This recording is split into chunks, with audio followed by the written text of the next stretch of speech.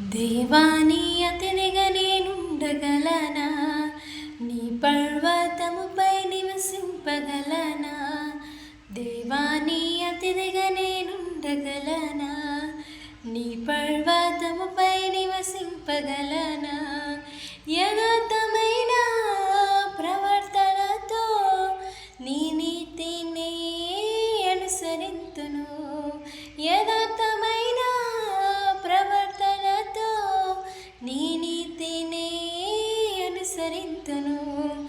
దేవాని అతిథిగా నేనుండగలనా, నీ పర్వతముపై నివసింపగలనా.